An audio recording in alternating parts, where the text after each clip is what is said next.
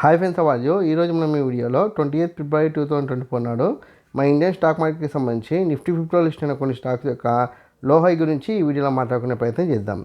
First Adani ports విషయాన్ని పరిశీలిస్తే high వచ్చేసి 1350 గాను, లో వచ్చేసి 1310 గాను నమోదు కావడానికి ఛాన్స్ ఉంది.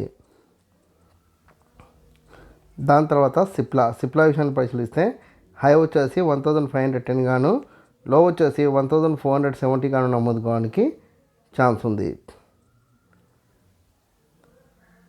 దాని తర్వాత టెక్ మహీంద్రా హై వచ్చేసి 1320 గాను, లో వచ్చేసి 1280 గాను నమోదు కావడానికి ఛాన్స్ ఉంది. దాని తర్వాత రిలయన్స్ విషయాన్ని పరిశీలిస్తే హై వచ్చేసి 2990 గాను, లో వచ్చేసి 2950 గాను నమోదు కావడానికి ఛాన్స్ ఉంది.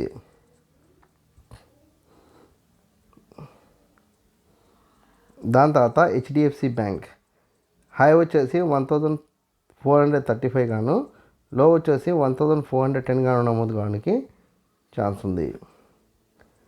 దాని తర్వాత ఇండస్ఇండ్ బ్యాంక్ హై వచ్చేసి 1520 హై గాను, లో వచ్చేసి 1475 లో గాను నమోదు కావడానికి ఛాన్స్ ఉంది.